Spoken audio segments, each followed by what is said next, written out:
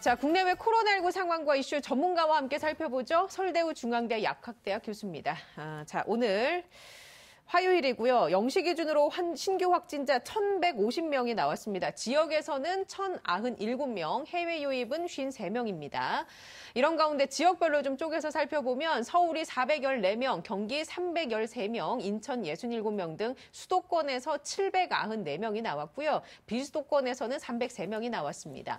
위중증 환자는 8명이 늘었습니다. 모두 146명이고요. 사망자는 2명이 늘면서 이제 2,046명이 됐습니다. 백신 1차 접종자는 모두 1,561만 8천여 명으로 전 국민의 30.4%가 1차 접종을 끝냈습니다. 자, 교수님, 여전히 1,000명대 확진자가 나오고 있거든요. 지금 상황 어떻게 보고 계십니까? 예, 이제 오늘 1,150명 나왔지 않습니까? 그러는데 언제나 이제 수목금토가 중요하다 그랬으니까 내일은 이거보다 높게 나올 가능성이 많습니다. 그러니까 아마 1,300명을 돌파해서 잘못하면 한 1,500명 가까이 나올 가능성이 있다 이렇게 볼 수 있는 거죠. 수도권에 원래 한 80에서 85% 최근에 나왔는데 이것이 약간 낮아지면서 비수도권에서의 점유율이 다소 높아지고 있는 상황이라고 볼 수 있습니다. 그러니까 이제 휴가 기간과 맞물려서 수도권의 바이러스가 다른 데로 확산하는 거 아니냐라고 하는 우려가 있을 수 있습니다. 이런 점에서도 다소 각 지자체가 주의를 기울여야 되는 그런 시점에 와 있다 이렇게 볼 수 있고요. 어제 말씀드린 것처럼 백신 접종이 지금 우리에게 제일 중요한데 확진 양상만 놓고 보면은 그렇게 썩 좋지가 않은 상황입니다. 다만 정부 당국에서 상당히 고강도의 사회적 거리두기를 하고 있으니까 다소 며칠간은 확진이 늘어난다고 하더라도 한 2주일 이내에는 다시 안정을 찾을 것으로 보입니다. 그렇기 때문에 지금 이 상황은 우리가 경험하는 거의 마지막 어려운 구간이라고 생각할 수 있기 때문에 국민 여러분들께서 다소 한 2주간 정도만 협조하시면 이내 좋아질 수 있다. 이런 생각이 듭니다. 그렇기 때문에 지금 당장은 어려움이 있지만은 좋아질 것이라고 하는 희망을 가져주시기를 부탁 말씀드립니다. 2주 뒤에 확진자 숫자는 그렇다면 몇 명 정도로 줄어들까요? 제 생각으로는 800명대 정도가 되지 않을까 이렇게 생각이 됩니다. 800명대 같은 경우로 줄어들게 되면 휴가철이지 않습니까? 사람들이 좀 이동량을 줄이고 접촉량을 줄여야 할 텐데 만약에 줄지 않으면 이때 살짝 800명대로 내려왔다가 다시 또 올라갈 수도 있지 않겠습니까? 제 생각으로는 올라가기보다는 800명대가 다소 유지되다가 백신 접종이 50대가 이제 본격적으로 백신 접종이 되게 되면은 그 이후로는 700명대, 그 다음에 더 젊은 분들이 접종을 하게 되면은 점차 아주 완만하게 떨어지면서 다소 하향 안정화 추세를 보일 것으로 그렇게 전망이 됩니다. 예, 50대의 그 백신 접종이 본격적으로 이루어지려면 이제 백신 예약도 성공을 해야 되고 여러 가지가 차질 없이 진행이 돼야 되는데 어제부터 55세에서 59세 백신 접종 사전 예약이요. 일시적으로 접속 장애가 일어나는가 하면은 물량이 부족해서 예약이 중단이 됐습니다, 교수님. 교수님도 대상자시잖아요. 그렇습니다. 일단 예약에는 성공하셨습니까? 예, 저는 성공했습니다. 예. 그럼 며칠 날 맞으시는 건가요? 저는 26일 날에 접종을 합니다. 모더나 물량으로요? 네, 그렇습니다. 근데 예약을 못한 분들이 많이 계시다고 해서 여기저기서 보도가 나오고 있는데 어떻게 보세요? 하반기 백신 수급 문제 없을까요?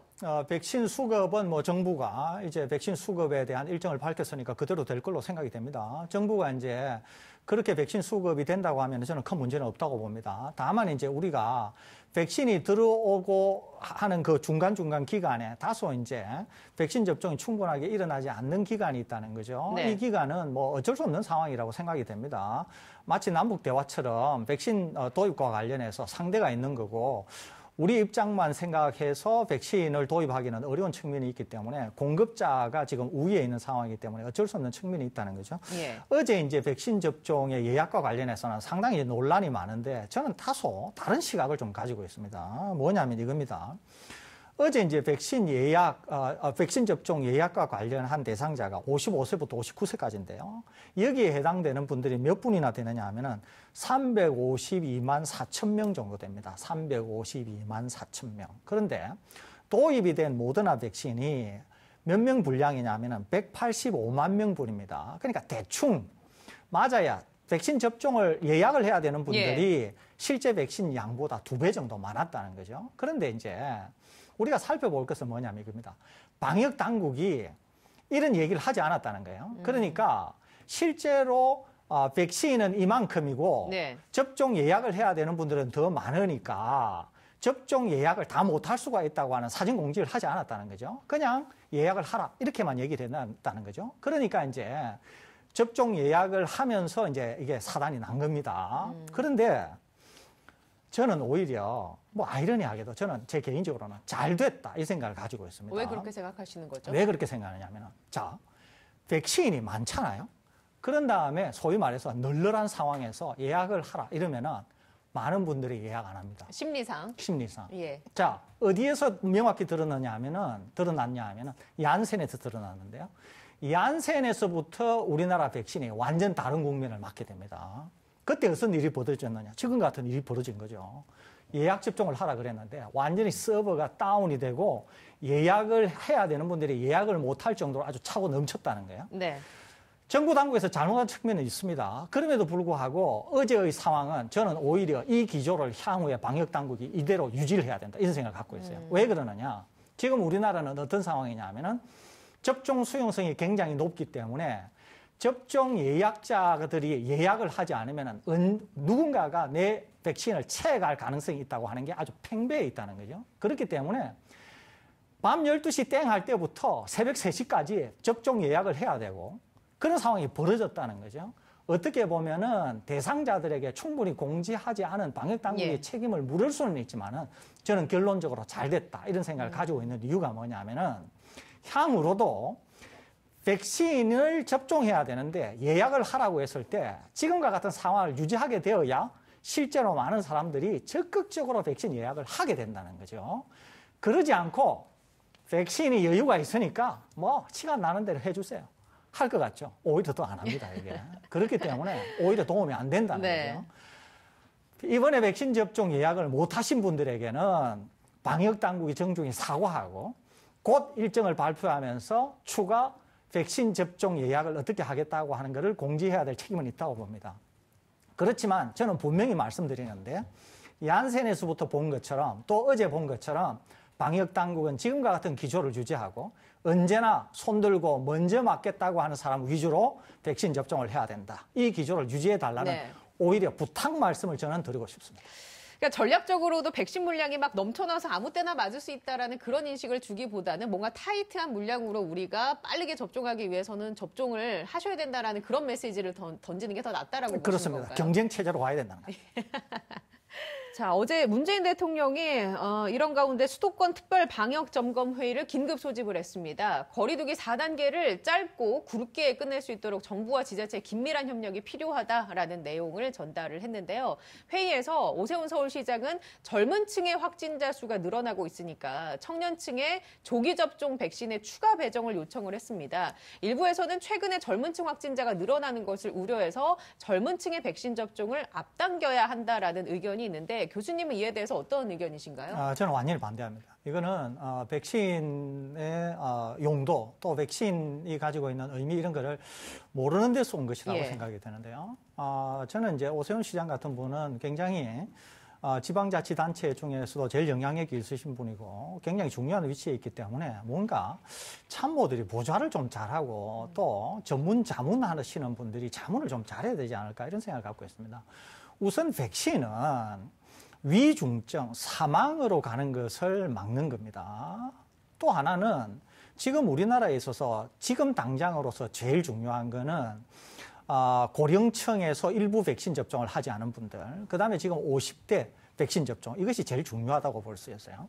50대, 지금은 55세부터지만은 50세부터 백신 접종이 상당한 수준으로 일어나게 되면은 확진자가 얼마 나오나 하는 것은 별로 중요하지가 않습니다. 어제도 말씀드린 것처럼 우리나라는 거의 독감 수준이 될 가능성이 많다는 거죠. 그런데 지금 이제 오세훈 시장께서 왜 이런 말씀을 하셨느냐 하면은 지금 당장 1,200명, 1,300명 또 4차 유행을 얘기하면서 방역 상황이 나쁜 것이 소상공인 자영업자들을 옥죄면서 거리두기가 강화가 되니까 지금 당장 상황이 어려워졌다는 거죠. 그러니까 지금의 유행 상황을 주도하는 것은 20, 30대니까 덜컥 20, 30대에 백신을 접종을 먼저 합시다. 이렇게 얘기하는 거죠. 그랬는데 국가 전체로 볼 때는 고위험군의 백신 접종이 먼저 일어날 경우에는 지금과 같이 1,200명, 1,300명, 어제 제가 말씀드린 것처럼 하루에 10,000명이 나온다고 하더라도 전혀 중요하지 않다는 거죠.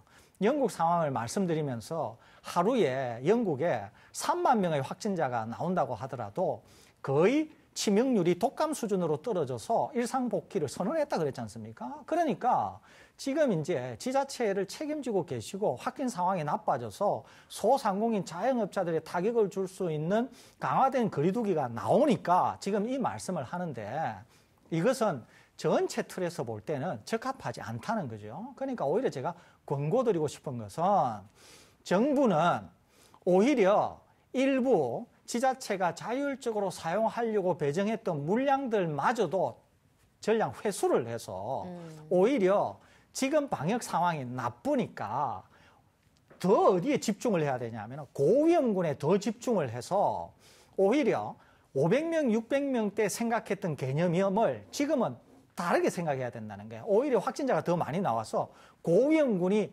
의도하지 않게 고위험에 빠질 수 있게 되었기 때문에 그때 생각했던 배정 물량을 오히려 되돌려 받아서 정상적인 그런 백신 접종을 하는 것이 더 중요하지.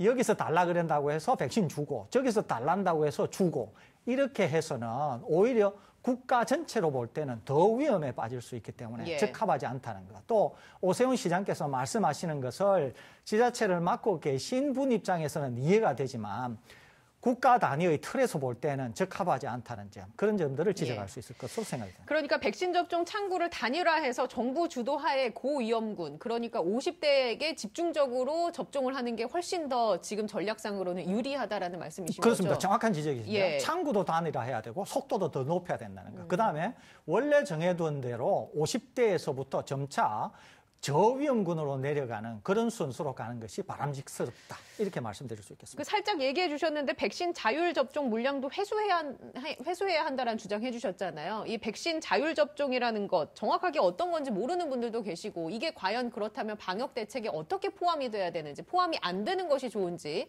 이런 개인적인 의견을 좀 더 구체적으로 여쭤보죠. 이제 이겁니다. 자율 접종이라고 하는 거는 이런 거죠. 이제 방역 당국이 전반기 6월 달까지 이제 목표를 달성하면서 후반기는 이제 상황이 좀 더 좋아질 거다라고 하는 생각으로 각 지자체가 처한 상황이 서로 다르기 때문에 각 지자체에서 일부 물량을 요구를 하면 물량을 배정을 하고 지자체가 일부 물량에 대해서 우선순위를 두고 지자체가 접종을 할 수 있도록 하겠다. 이것이 자율접종입니다. 그런데 말씀드린 것처럼 이것은 500명에서 600명 나올 때의 상황이었다는 거죠, 이게.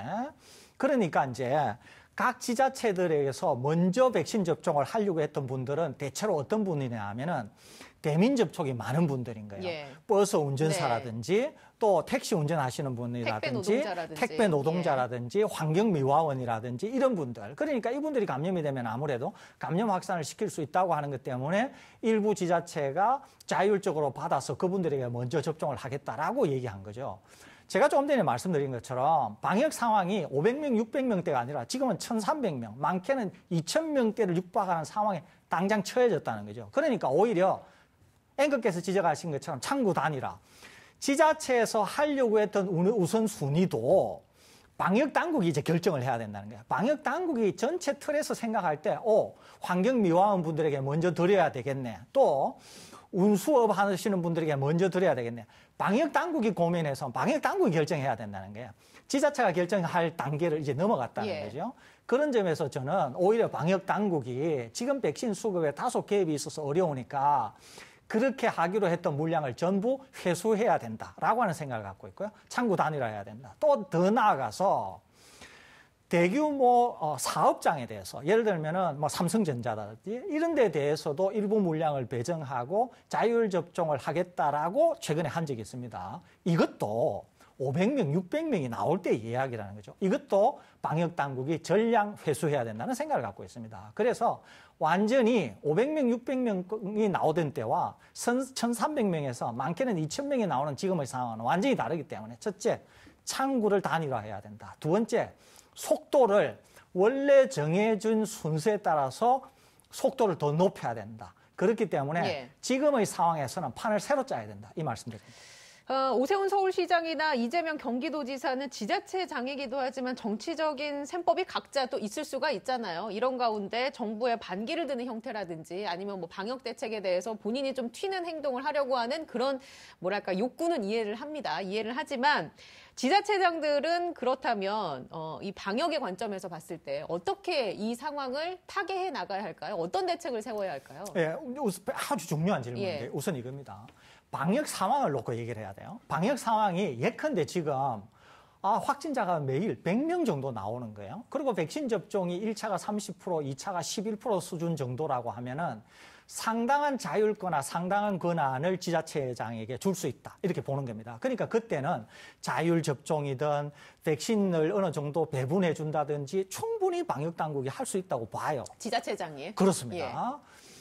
그러는데 지금은 상황이 완전히 다르다는 거죠. 지금은 완전히 상황이 다르기 때문에 어떤 걸 해야 되냐면은 단일화된 창구, 또 단일화된 목소리를 낼 필요가 있다는 백신 거죠. 접종과 관련해서요? 모든 것과 관련해서. 예. 방역뿐만 아니라 백신과 관련해서. 네. 그러면은 백신과 방역과 관련해서 모든 창구의 단일화일 때 창구는 누가 돼야 되냐는 거예요. 이것은 질병청이 돼야 된다는 거죠. 그러니까 지금의 상황에서 방역의 상황을 일일이 점검하는 것도 질병청이 돼야 되고 백신을 배분하고 백신을 수급하고 백신을 접종하는 우선순위에 대한 모든 것도 질병청이 국가라고 하는 큰 틀에서 봐야 된다는 거죠.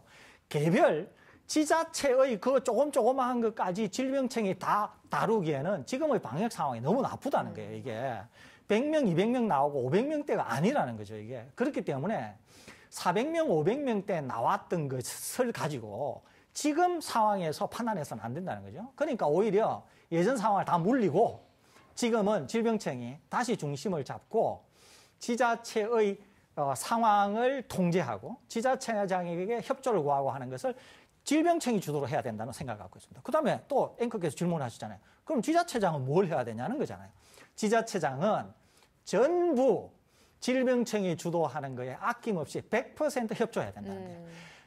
지자체장이 질병청이 소위 말해서 협조를 구하거나 또는 지시한 사항을 어긴다. 이래서는 안 된다는 거죠. 이것은 지금의 방역 상황이 나쁘기 때문에 그렇다는 거죠. 그러니까 지자체장은 그 누구도 군소리를 내면 안 된다는 거예요. 전부 질병청이 주도하는 대로 다 한 목소리로 다 따라가 줘야 된다는 거죠. 일단 질병청이 완전히 주도하고 상황이 좋아진 상황에서는 그때는 질병청이 충분히 자율권을 줄 수 있다. 이 생각을 가지고 있습니다. 그러니까 지금 당장 적어도 2주, 길게는 4주 이내에는 지금의 확진 상황이 어느 정도 통제가 될 가능성이 많기 때문에 그때까지는 지자체장이 군소리 말고 하나같이 다 질병청에 협조해야 된다. 이 말씀드립니다.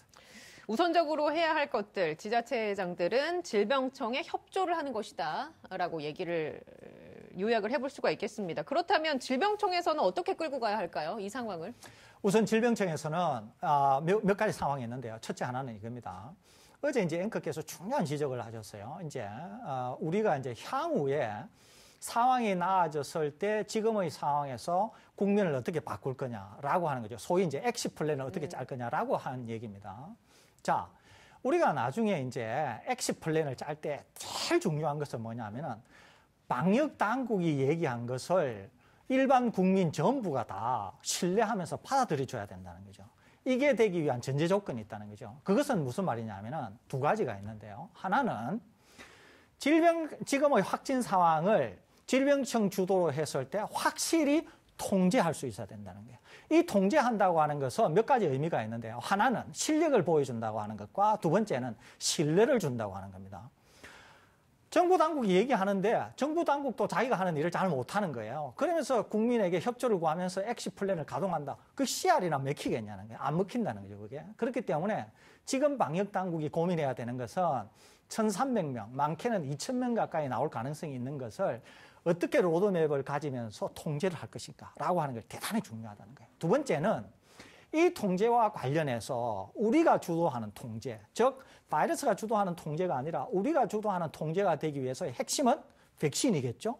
그러니까 질병청이 뭘 해야 되느냐 하면은 백신 수급과 또 백신 접종과 관련해서 국민에게 충분한 신뢰를 줘야 된다는 거죠.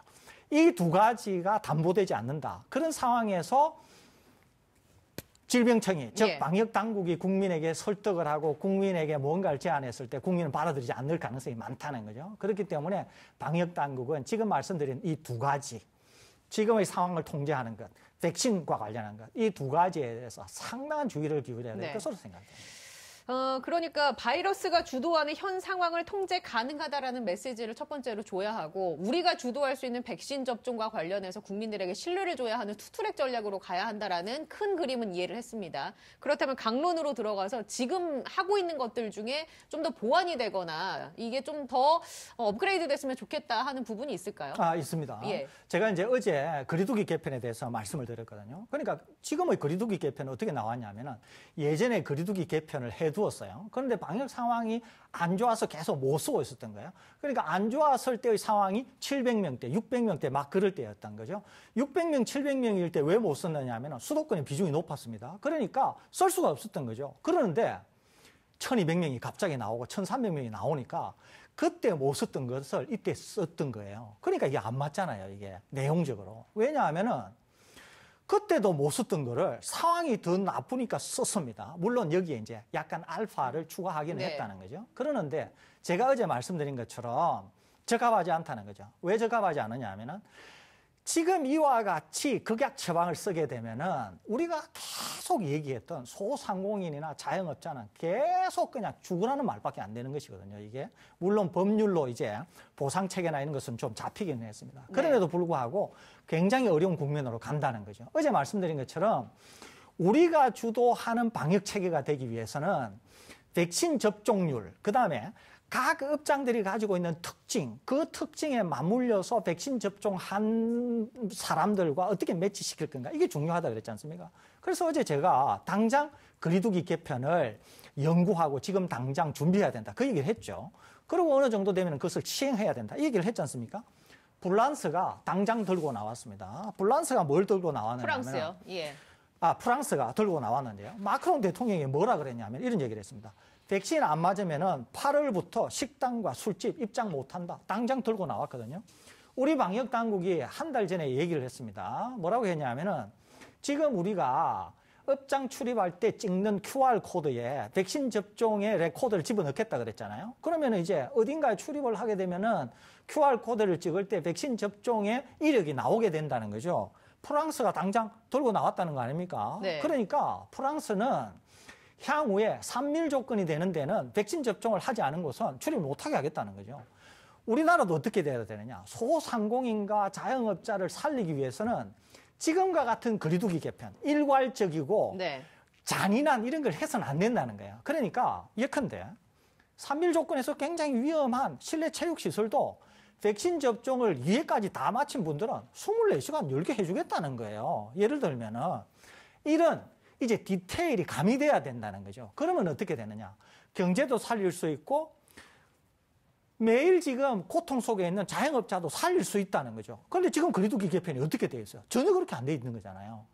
그러는데 앞으로 거리두기 개편이 2주, 3주가 진행이 되겠습니다만 백신 접종이 일어날 거 아닙니까? 그러면은 지금부터 준비해야 된다는 거예요. 그래서 각 업장에서 백신 접종을 한 번 한 사람은 어떻게 할 건지, 2번 한 사람은 어떻게 할 건지, 또 마스크를 열 수 있는 곳에서 백신 접종을 한 사람은 몇 명을 모을 수 있게 할 것인지, 또 실외는 어떻게 할 것인지, 실내는 어떻게 할 것인지라고 하는 매우 어려운 숙제가 지금 주어져 있다, 이렇게 예. 볼 수 있는 거죠. 그것을 저는 방역당국이 적극 해야 된다고 하는 생각을 갖고 있습니다. 자, 그러면 얘기해 주신 것과 관련해서 두어 가지만 여쭙겠습니다. 첫 번째는 지자체장들이 일단 국가 주도하에 있는 그런 질병청 위주의 정책들에 협조를 해야 한다라고 얘기해 주셨는데, 연장선상으로 지자체장들이 소상공인과 접촉할 기회, 현장의 목소리 들을 기회가 많지 않습니까? 그러면 역으로 지자체장들이 질병청에 지금 말씀해 주신 내용을 건의할 수도 있는 것 아닙니까? 그거는 매우 좋은 아이디어. 지금 진짜. 현장에서 이런 상황이고 백신 접종이 이 정도 일어나니 현장에서 이런 거리두기 단계가 필요하다라고 역으로 지적할 수 있는 거 아닙니까? 그건 너무도 좋은 생각이죠. 그거는 제가 바라는 바입니다. 그것은. 네. 그건 뭐냐면 이거죠. 질병청에 과부하가 걸리지 않습니까? 그러면은 창구를 단일화 해야 되고 목소리를 단일화 해야 된다 그러니까 얼핏 보기에는 지자체장들이 할 일이 없는 거잖아요. 자율권도 없고 백신도 손에 없고 그러면은 지자체가 뭘 해야 되겠어요? 지금 앵커께서 지적하신 것을 해야 된다는 백신 접종률과 연동해서 그리고 그렇습니다. 사업장별로 어떻게 할 그렇습니다. 것인지에 대한 심지어는 거리두기 개편안을 우리 이렇게 해달라. 그렇습니다. 예. 거기에다가 심지어는 서울의 자영업자 밀집 상황과 다른 지자체가 다르겠죠. 그러면은 서울에서의 밀집도나 이런 걸 감안해서 서울에서는 예를 들면은 백신 접종한 사람들을 5명 모이게 하는데 다른 방역 상황이 좋은 데서는 10명을 모이게 한다든지 이렇게 이제 우리가 그런 것들은 자율성을 줄 수 있겠죠. 그러니까 오히려 제가 원하는 것은 정확히 앵커께서 지적하신 것처럼 각 지자체가 그런 데 대한 조사를 해서 첫째, 질병청의 부담도, 행정 부담도 줄여줄 뿐만 아니라 지자체가 지자체에 맞는 상황, 소상공업자를 살리고 자영업자를 살릴 수 있을 뿐만 아니라 정말 지자체가 지자체에 주어진 권한을 충분히 행사하면서도 그분들에게 도움을 주는 혜택이 될 수 있겠죠. 그런 점에서 저는 지자체가 적극적으로 그것은 지금 당장 서두를 일이다. 그런 생각을 가지고 있습니다. 그렇다면 근데 이런 게 이제 궁금해지는 거죠. 새로운 거리두기가 개편해서 시행된 지 얼마 안 됐는데 또 이런 식으로 백신 접종률과 여러 가지 백신과 관련된 상황을 연동해서 거리두기를 재편한다면